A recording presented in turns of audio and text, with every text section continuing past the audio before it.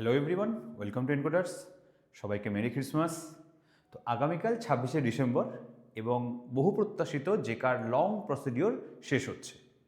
তো যারা যারা এমসিএর যা যা কলেজ দরকার, যে কলেজ পাওয়ার র্যাঙ্ক ওয়াইজ তারা সব পেয়ে গেছো, অ্যাডমিশন অলমোস্ট ম্যাক্সিমাম কলেজে ডান। এইবার মূল কাজ শুরু হবে, সেটা হচ্ছে এমসিএ পড়া। তো আমরা সবাই জানি প্রতি বছরই এমসিএ অক্টোবর নভেম্বরে শুরু হয়, জানুয়ারি বা ফেব্রুয়ারিতে পরীক্ষা হয়। কিন্তু এইবার জেকা এত দেরি করার ফলে এইবার তোমাদের এমসিএ শুরুই হচ্ছে জানুয়ারি মাসের ফার্স্ট উইকে, যেখানে 1 তারিখ তো ক্লাস কখনোই হবে না এবং 2 তারিখ পড়ে যাচ্ছে শুক্রবার বা শনিবার। তো সেই কারণে সাধারণভাবে মেজরিটি অফ কলেজে, যেখানে ভর্তি সবে কাল বা পরশু শেষ হয়েছে, সেখানে কলেজের ক্লাস শুরু হবে 5ই জানুয়ারি থেকে। তো সেই টাইম পিরিয়ড থেকে যদি ধরি, ম্যাকআউটের রুল অনুযায়ী ফেব্রুয়ারির মিডিলে বা ফেব্রুয়ারির এন্ডে পরীক্ষা শুরু হওয়ার কথা এবং মার্চের ফার্স্ট উইকে শেষ হওয়ার কথা। এবং আমরা সবাই জানি 2026 সালের বিধানসভা ভোটের জন্য 11-12 অর্থাৎ এইচএসের পরীক্ষা এবং মাধ্যমিক পরীক্ষা এগিয়ে এসছে, 27শে ফেব্রুয়ারির মধ্যে শেষ হচ্ছে। সো অনেক বেশি চান্স তোমাদের এবছর পরীক্ষা ফেব্রুয়ারির মধ্যেই ম্যাকআউট শেষ করবে, কারণ মার্চ এপ্রিল মে সাধারণভাবে এটা ভোটের রেজাল্ট বিভিন্ন রকম ব্যস্ততার মধ্যে কাটবে এবং মে মাসের শেষে তোমাদের আবার সেকেন্ড সেমিস্টার স্টার্ট হবে। তো খুব একটা সহজে কাটবে না এই বছরটা, প্রচণ্ড প্রেশারে থাকবে। তো আমাকে বহু লোক রিপ্লাই দিয়েছিল, বহু লোক রিকোয়েস্ট করেছিল, দাদা তুমি খুব তাড়াতাড়ি ব্যাচ লঞ্চ করো। আমি প্রতি বছর অক্টোবর নভেম্বরে এমসিএ ফার্স্ট সেমের ব্যাচ শুরু করে দিই, কিন্তু এবছর এত বিজি ছিল ছেলেমেয়েরা, এত টেনশনে ছিল কী হবে না হবে বুঝতে পারছে না, তাই আমি ব্যাচ শুরু করিনি। গত পরশু, আগামী পরশু অর্থাৎ 27শে ডিসেম্বর থেকে তোমাদের ব্যাচ শুরু হচ্ছে আমার কাছে, অর্থাৎ এনকোডার্সের নতুন এমসিএ ফার্স্ট সেমিস্টারের ব্যাচ। কবে থেকে কবে হবে? 27শে ডিসেম্বর থেকে 6 ফেব্রুয়ারি অবধি তোমাদের এইবারের এমসিএর ব্যাচটা হবে। স্যার কেন 6 ফেব্রুয়ারি? হতেই তো পারে স্যার পরীক্ষা দেরিতে শুরু হলো। পরীক্ষা যত দেরিতে শুরু হোক না কেন, আমি আর্লিয়েস্ট টাইমটাকে ধরেছি যে এর আগে পরীক্ষা শুরু হওয়া পসিবল নয়, কারণ রেজিস্ট্রেশন, সিএ 1, 2, 3, পিসিএ 1, 2 সব মিলিয়ে করতে করতে ম্যাকআউট 1 মাস পুরো সময় নেবে।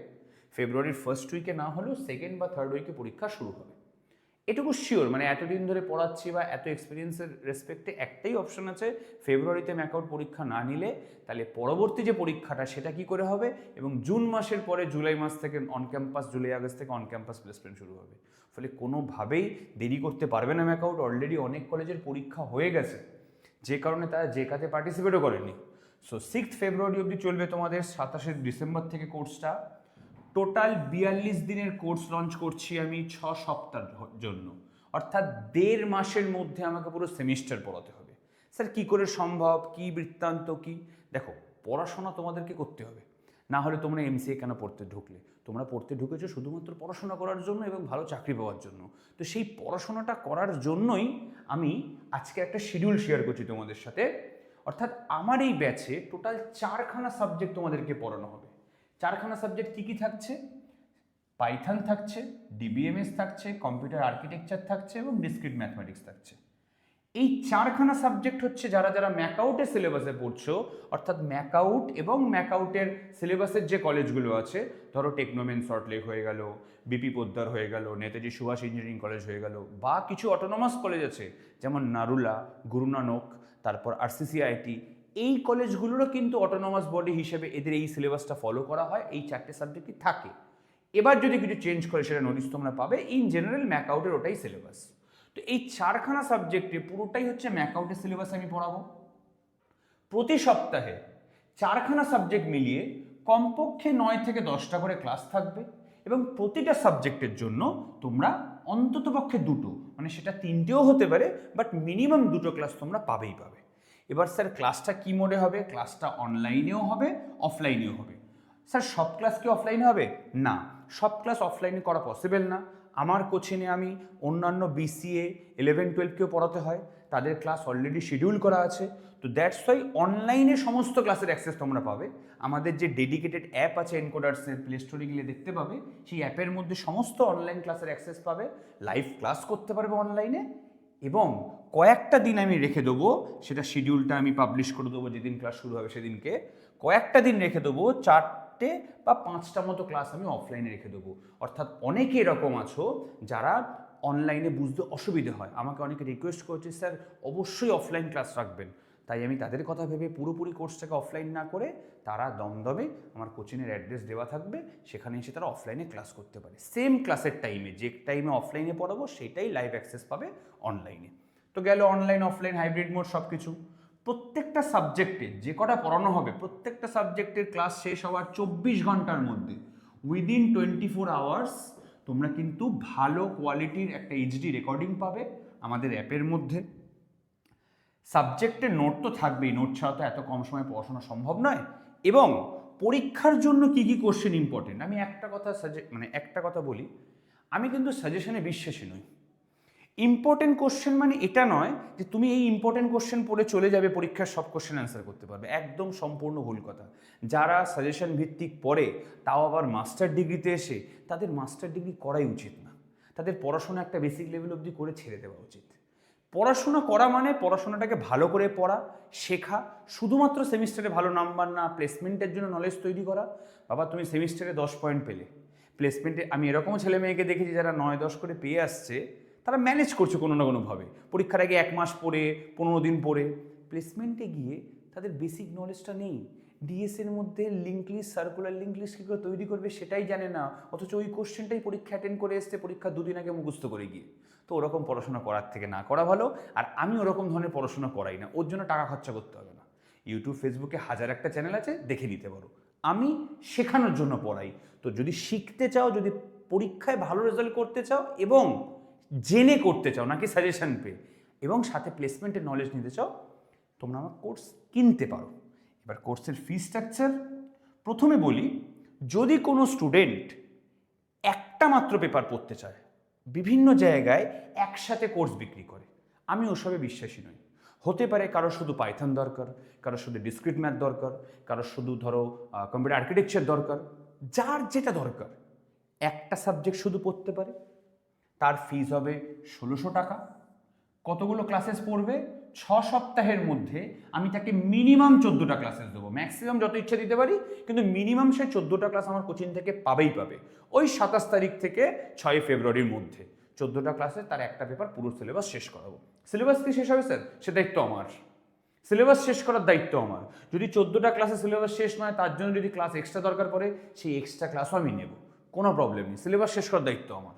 সিলেবাস ম্যাকআউটের ওয়েবসাইটে গেলে এমসিএর যে এআইসিটির পিজি সিলেবাসটা সেটা আমি ফলো করব। সিলেবাসটা আমি পাবলিশ করে দেবো, শিডিউলার সিলেবাসটা আপকামিং টাইমে যখন ক্লাস শুরু হবে তখন পাবলিশ করে দেবো।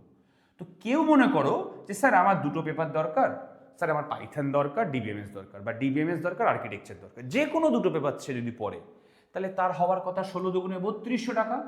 যেহেতু সে 2টো পেপার পড়ছে, আমি 400 টাকা অফ দিয়ে 2800 টাকায় তাকে পুরো 28টা ক্লাস দেবো 42 দিনের মধ্যে।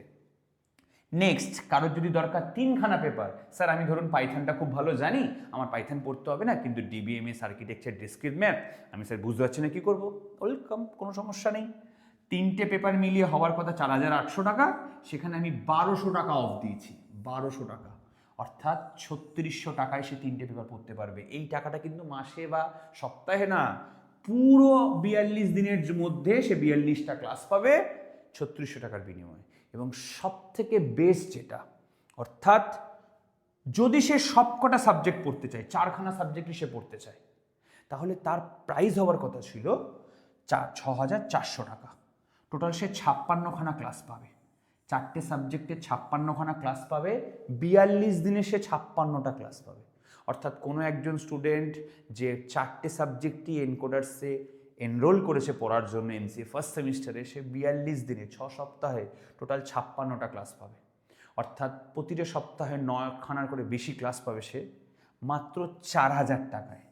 অর্থাৎ তুমি যদি ডিভাইড করো 56টা ক্লাসকে 4000 টাকা দিয়ে, এই কোর্সটার পার ক্লাস 71 বা 72 টাকা করে হয়, ঠিক আছে?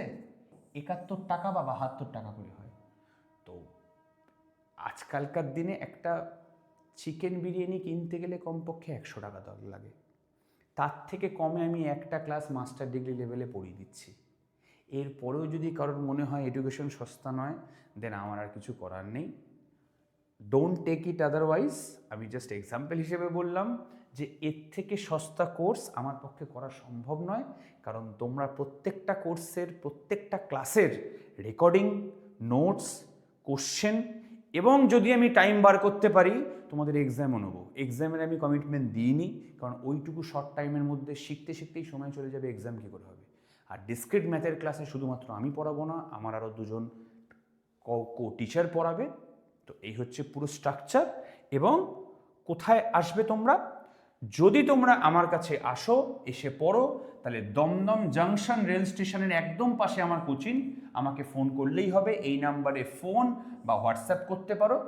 যদি কোনো ডাউটস থাকে এই নাম্বারে তোমরা মেল করে জানাতে পারো, আর আমাদের ওয়েবসাইট ভিজিট করতে পারো। এছাড়া গুগল প্লে স্টোরে আমাদের অ্যাপ এক্সিস্টেন্স। তো যারা যারা ভর্তি হতে চাইছো, যারা যারা চাইছো যে স্যার আমি আপনাদের ক্লাসে এনরোল করব, আপনাদের কোর্স কিনবো, তাহলে এই নাম্বারে একটা হোয়াটসঅ্যাপ করতে পারো, বা এই নাম্বারে একটা হোয়াটসঅ্যাপ করতে পারো, বা ডিসক্রিপশানে আমি গুগল ফর্মের লিঙ্ক দিয়ে দেবো।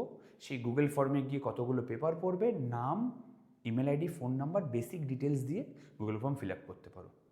তাড়াতাড়ি করো, কারণ 27 তারিখ থেকে ক্লাস শুরু হওয়ার পর কিন্তু খুব স্পিডে একাধিক ক্লাস হতে থাকবে। Thank you.